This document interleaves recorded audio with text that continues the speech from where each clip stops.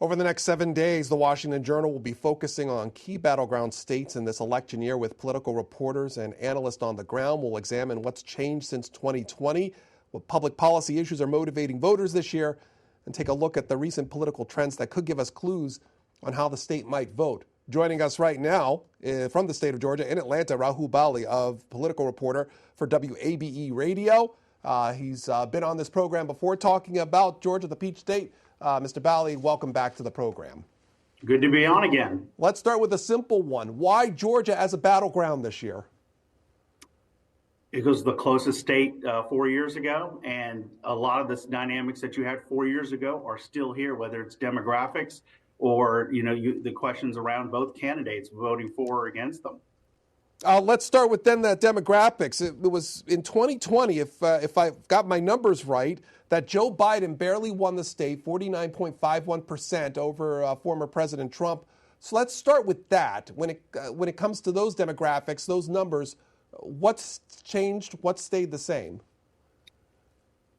The starting point for me always is Georgia is a Republican state. That's always my starting point. But that there's always an opportunity and a path for Democrats to win in this state. So 2 years later, in 2022, you saw the governor of the state of Georgia, Brian Kemp, a Republican, win re-election, but you also saw Raphael Warnock, the Democratic U.S. Senator, also win re-election. But then up and down the ballot, statewide Republicans won, lieutenant governor, all the way down to other offices, and they held on to the state House and state Senate. So that's my starting point. Georgia's a Republican state, but the right circumstances, again, on the same year, you can see a Democrat win statewide as well. That's in those numbers, and those things have just not changed here in Georgia.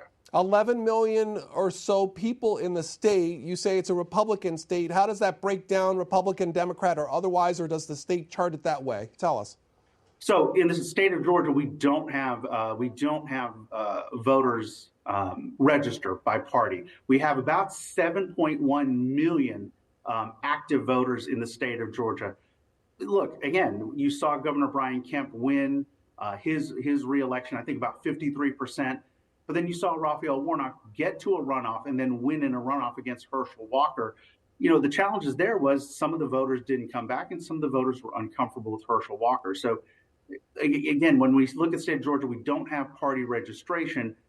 Again, the way I look at it is this is a Republican state, but that you can win if you find the right path. So when you talk about those demographics, Mr. Bali, when you take a look at the state itself, what portions of the state would you look at saying, okay, what's the determining factor of who wins this year? Look, we talk about, who is going to be the swing voters. Every voter of the state of Georgia is going to matter, whether in rural Georgia where you have a lot of Republican voters, but those smaller populations, and then you have the large Democratic center areas like Augusta, obviously Atlanta, Macon, and Savannah. So those are areas that are strong. And then you've got the northern suburbs of Atlanta that you're always watching for. While they lean Republican, they can also, vote Democratic. So my colleague Sam Greenglass, during the 2020 and 2022 election cycle, would talk to voters who voted for Governor Kemp and Senator Warnock.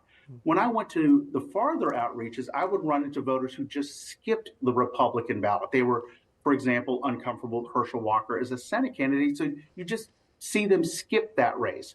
So those are kind of the scenarios. The scenarios are you may have some voters who show up who otherwise vote Republican, but then maybe skip the presidential race, vote for another candidate. Oh, they will vote for Donald Trump.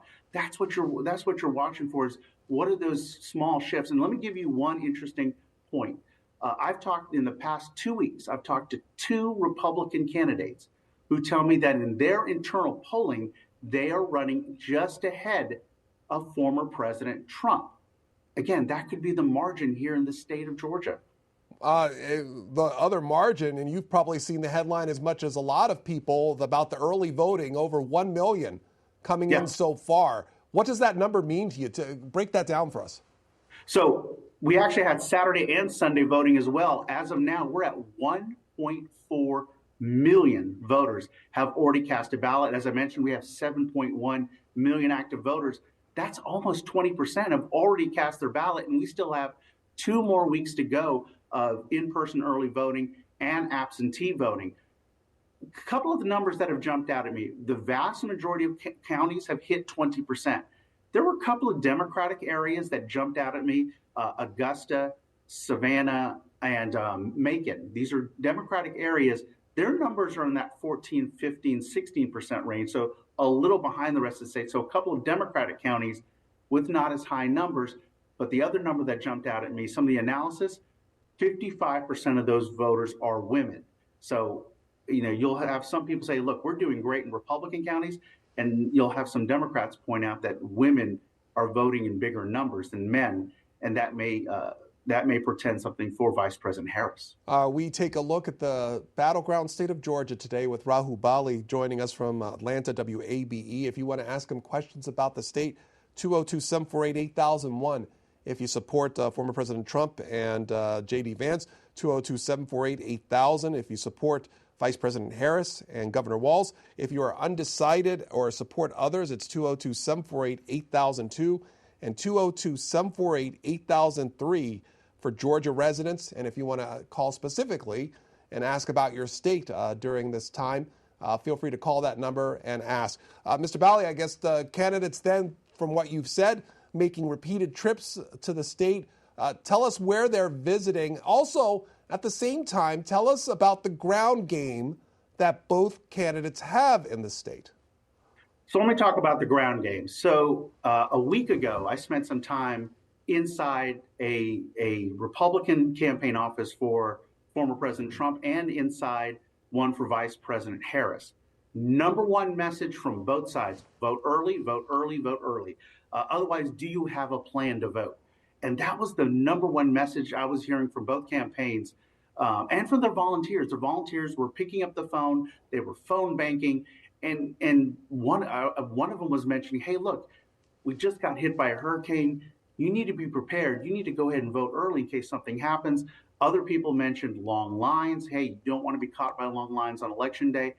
The Secretary of State is talking about 55 to 60% of voters will have their votes cast before we even get to Election Day. So in terms of the ground game, you've got folks out there, they're knocking on doors, they're making phone calls, and really right now the focus is on getting as many votes banked as possible. That was what I was hearing from both campaigns. As for the candidates, they are coming repeatedly. Vice President Harris was here this weekend for 2 days. She did a rally at a local amphitheater, and then she made 2 visits to 2 religious organizations doing Souls for the Polls events on Sunday.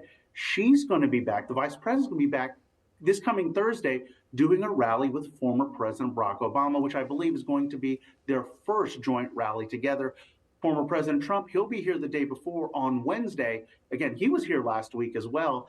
The one thing that's jumped out at me is the number of rallies former President Trump is doing closer to Atlanta. When we've thought about his past rallies, they've been in more rural parts of Georgia, more Republican areas.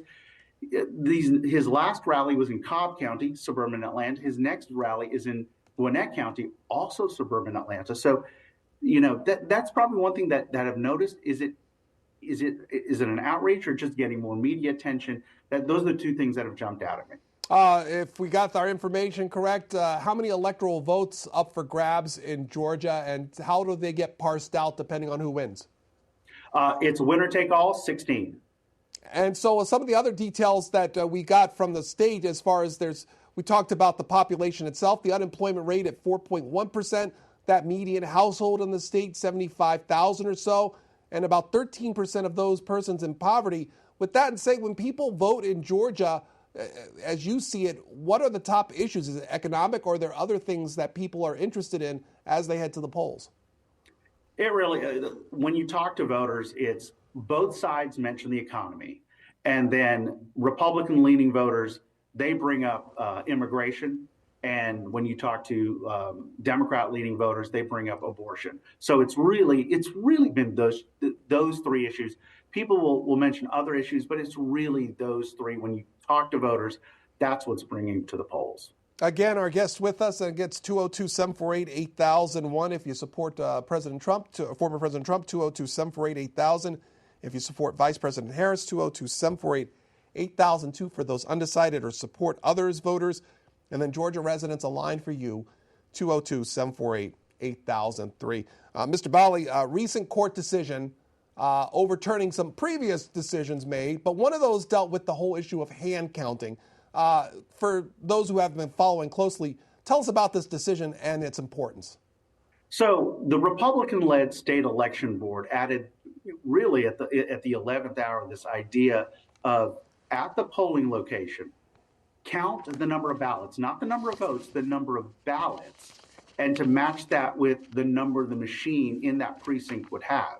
Well, the people who argued against that, well, first of all, the people who argued for it said, it's just one more thing, that they wanted under what they call under their umbrella of election integrity. The folks that opposed it, including local election officials, say, look, this is last second. The training is already done for elections officials. And you had some advocates argue that this was going to delay election results because it would just, instead of moving the machines and moving the ballots to where they need to be counted, you'd have to stop and count the number of ballots. Again, this was about counting ballots. It went to court, and the judge basically said, look, this is too much, too late. And he stopped it. So now it is being appealed. Appeals have been filed, and it will go to higher courts, and we'll see if anything changes. But at this late hour, the expectation of most officials is this will not be happening on election night this year in Georgia. The Secretary of State was on the Sunday shows yesterday. He talked about his level of confidence of voting within the state. I want to play a little bit of what he had to say and get your perspective on it. I'll have photo ID for all forms of voting. People were concerned about signature match. We'd actually been sued by the Democrat Party and the Republican Party questioning, the validity of signature match. So we added that, layered that on top, we added photo ID on top of signature match so that people know we are identifying who those voters are. And then you look at the turnout. We're almost pushing 1.4 million who've already voted early or who we've accepted their absentee ballots. We're probably going to see a record turnout early voting, probably 65, maybe even 70% of all Georgians are going to vote that way. But they have a free will choice on how to vote. Yeah. As it relates to the state election board rules, I never supported any of those. I was very vocal about it on day one, and they were ruled unconstitutional. They were shut down. Mm-hmm. But both Republican counties, 2 Republican-controlled boards and 2 election boards actually joined those suits and fought against those state election boards. So it's actually very easy to vote. We have photo ID, we verify citizenship, and we have record turnout. Well, there's also doubt on the Republican side of the ledger. As you know, your party is not a monolith, and Georgia Congresswoman Marjorie Taylor Greene is claiming fraud is underway in Whitfield County. She said Dominion voting machines were flipping votes. The county board said there was just one case of a printed ballot not reflecting a voter's selection. And then one of your colleagues said this was just human user error. So as the state's top election official, have you seen any evidence of fraud? No. So that was from yesterday. That's Brad Raffensperger there, the Secretary of State. What did you get from his comments? Well, the first thing that jumped out at me, I hadn't heard the 70% number, so that could be a pretty incredible number. Look, this has been a challenge for the Secretary of State of getting those in his own party who have been arguing that there's fraud, that there's problem with the machine. They've been having to fight that percentage of the Republican and conservative movement. Again, I mentioned that was the Republican-led state election board that offered up those changes. So that has been probably their main fight. Now, of course, they have been fighting against Democrats as well over accusations around voter suppression. The numbers, you do see the numbers that people are going out to vote. You're going to have accusations. I expect to see accusations coming from both sides. Again, that Whitfield example is a perfect example. The official that was mentioned there is Gabe Sterling, who's the chief operating officer. And he said, look, it was a single voter. And I think the message they had there was, look at your printed ballot, because when you go to the polls, you'll get a printed sheet of paper that shows who you voted for. And I think the messaging from them is, hey, look at your printed ballot. If it doesn't match what you want, then you need to go to the polling manager. Georgia is a battleground state. Sandy starts us off, a supporter of former President Trump. Good morning. You're on with our guest. Yes, I'm voting for Trump because I think he's going to have a strong military, a strong economy, a safe border, get the criminals out of our states. And Democrats have let the country run amok with riots, and that's why I'm voting for Trump. Okay, that's Sandy there. We have a viewer off of X, Mr. Bali, saying that when it comes to the voting day, actually this is a viewer from California texting us saying, do you anticipate any issues on Election Day or problems with the counting of votes itself? I don't. I mean, obviously anything can happen. Going into a news day, I'm going to be prepared for anything. But I think the one thing that if you've got a large percentage of votes already counted, not already counted, already in, that's going to probably help with, longer lines on Election Day. If 65 to 70% of votes are already cast before Election Day, that's going to portend for probably shorter lines on Election Day. And that's probably the one thing that jumped out. And remember, we're going to have a lot fewer absentee ballots than we did 4 years ago.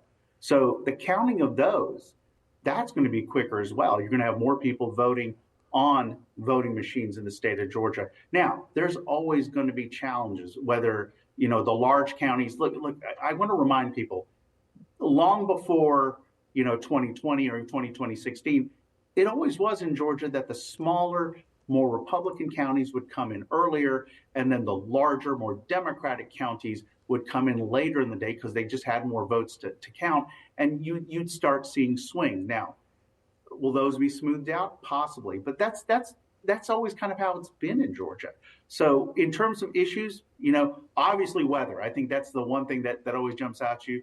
Traffic. I know traffic may seem like a funny thing to bring up, but we're the kind of the king of bad traffic, and moving ballot boxes and moving machines can always be a challenge as well. So yeah, could there be headaches and hiccups? Absolutely. We're going to be watching for those. What are the rules when it comes to Election Day itself of when those ballots that are cast early can be added to the tally?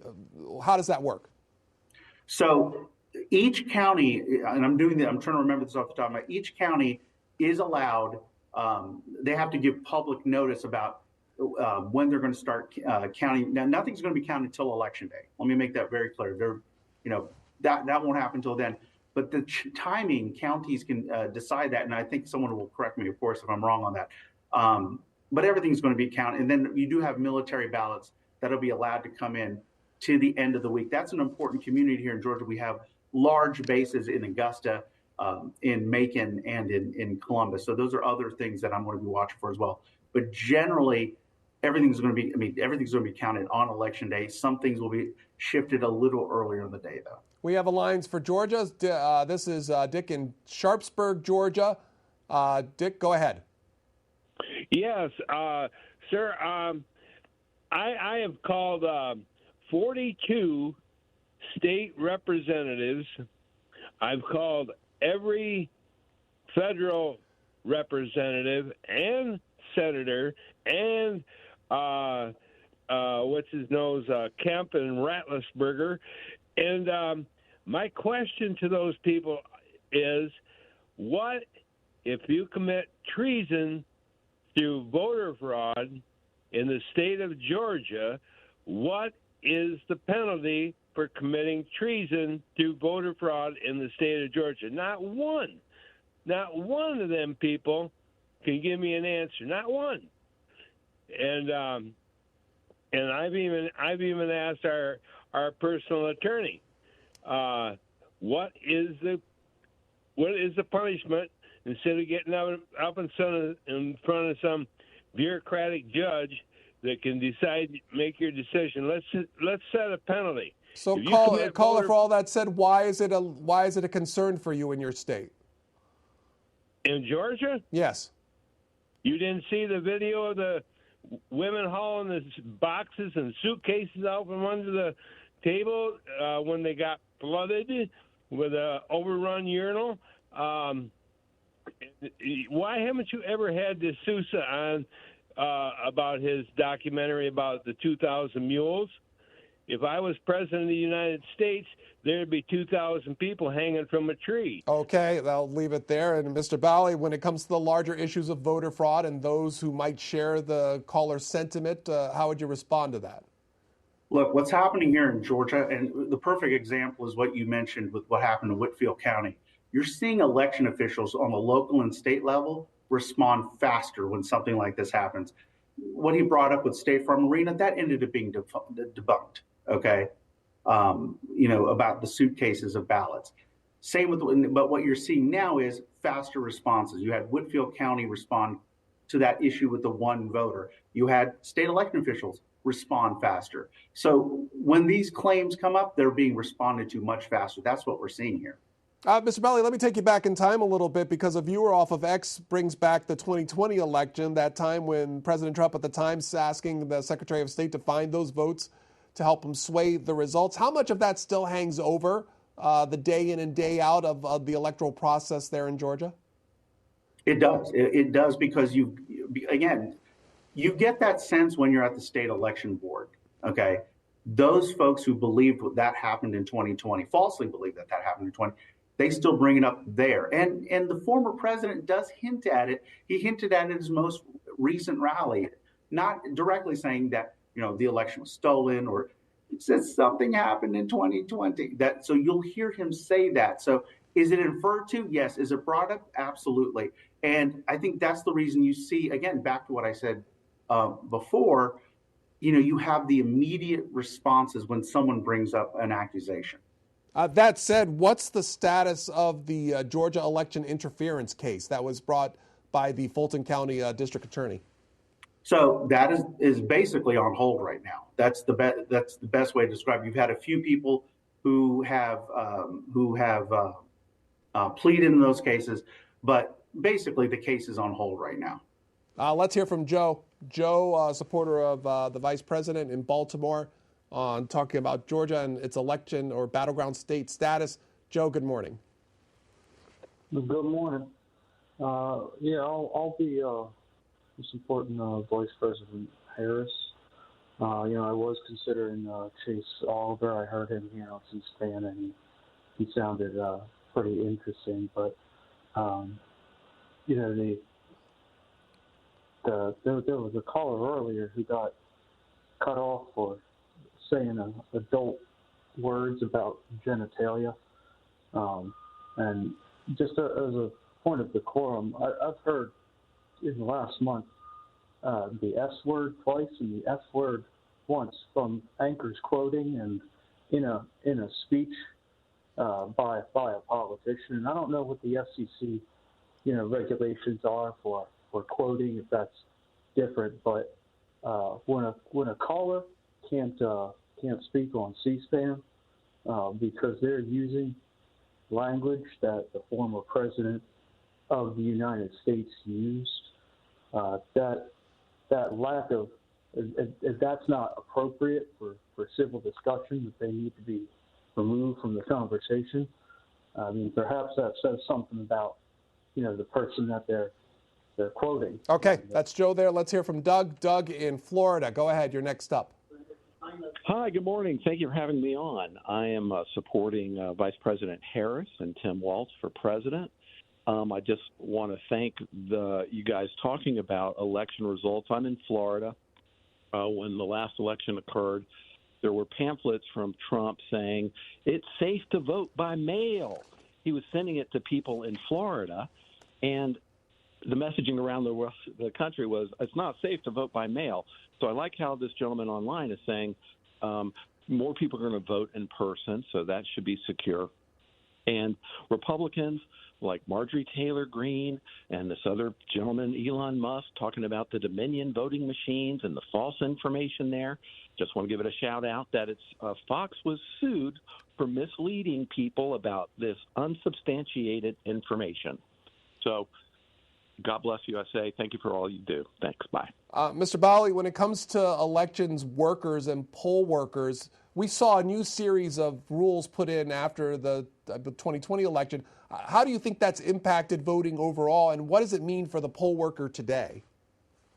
We've seen different things. Again, back to my colleague Sam Greenglass, he went to a election worker training, and what had happened in the past few years actually motivated people to come out and be election workers and do that kind of work. Now, there are concerns. I was at a recent event that featured election officials, and at least one of the election officials was concerned that after this election, they're going to lose some election workers if this one becomes as stressful as past elections. So you're kind of seeing both concerns about losing more election workers, but you're also hearing that there's some people that this whole situation has motivated them to be election workers. I do want to mention something about a previous caller. Chase Oliver, who is the Libertarian presidential candidate, is from Georgia and has appeared on the ballot in Georgia before. So I'm going to be watching his numbers. There are libertarians in Georgia, and then there may be people from the other two parties who may want to vote for him.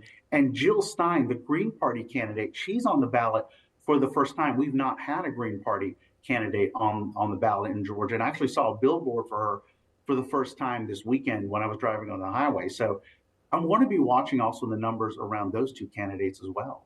When you come to the 2 weeks plus that we're at right now, you've mentioned those third-party candidates, but when it comes to the main candidates, what are you watching for? Obviously, I'm going to be watching for their visits, seeing if any of their messaging changes or anything specific for Georgia, or who appears with them on stage. I'll be watching that as well. So really, I'm going to be watching their messages. Again, as I mentioned, former President Trump will be here later this week. The vice president will be here this week with former President Barack Obama. So I'm going to be watching the messaging, and talking to voters. I mean, have they already voted, not voted? And who else are they taking to the polls? And just talking to voters to see what's bringing them to the polls. This is Rahul Bali joining us, WABE in Atlanta, political reporter, talking about the battleground state of Georgia. You can find his work at wabe.org. Mr. Bali, thanks for your time today. Great to be on.